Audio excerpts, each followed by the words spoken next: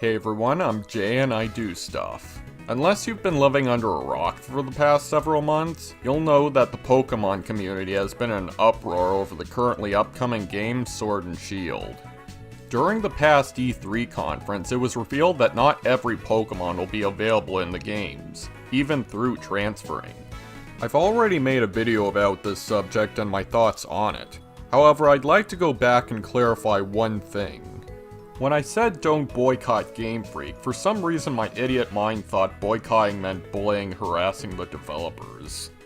However, it means that people shouldn't buy the games to make a point to Game Freak, which I also covered in that video. So yeah, the point I was trying to make was don't bully or harass the developers. Whoopsie. On to this video now. One thing that plagues my mind, aside from whether or not Porygon is in the games, is what Pokemon will be cut. A lot of people have been thinking this too, with them using a Pokedex checklist to see which Mon will be cut.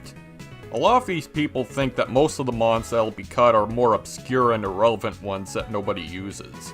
However, that doesn't seem to quite be the case anymore. So what Mons won't be in Sword and Shield? Well, I have a theory.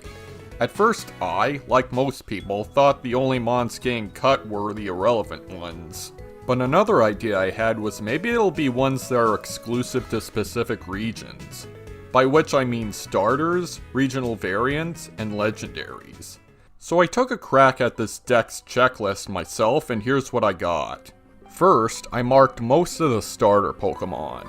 The only exception being the Kanto starter, since Charizard is already confirmed to be in the games. So Blastoise and Venusaur are sure to fall pursuit. Next, I marked off all the Alolan forms, since those are exclusive to the Gen 7 games. These forms could still be in Sword and Shield through transferring, if the regular forms are also in the game, but I X'd these forms just for the sake of exclusivity.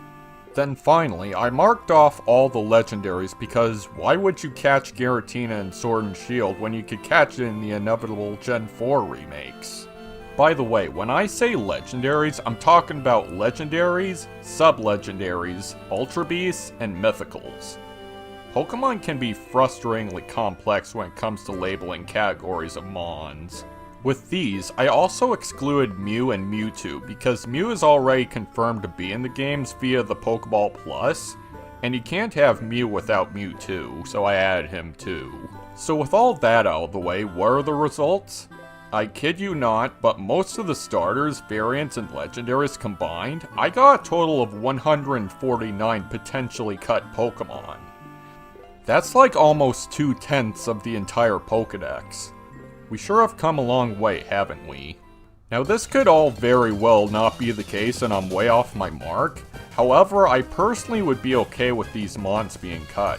Especially in the competitive scene, a lot of people tend to rely too much on legendaries in some capacity. If most of these legendaries happen to be cut from these games, that means people have to turn to more regular Mons who don't have obnoxiously high stats, so they'd actually have to think more about their strategies. As someone who only uses lesser used and unorthodox Pokemon for battle, nothing is more frustrating than going up against a team mostly made up of legendaries that end up sweeping my team effortlessly. But before you go into the comments telling me that I suck, just know that it requires less effort to build a team of powerful, overused Mons with incredibly high stats and powerful moves than it is to make a team requiring more brain power and creative thinking to use lesser used Mons to their full potential. I'm telling you, there's nothing more satisfying than taking down a whole team with a lower tier Mon and making all the naysayers eat their own words. That isn't to say that legendary users are completely out of luck, though.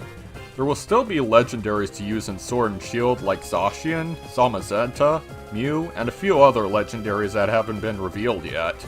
It'd be nice to have a meta for ones that doesn't have Mons like Greninja, Incineroar, the Tabus, and especially Landorus T.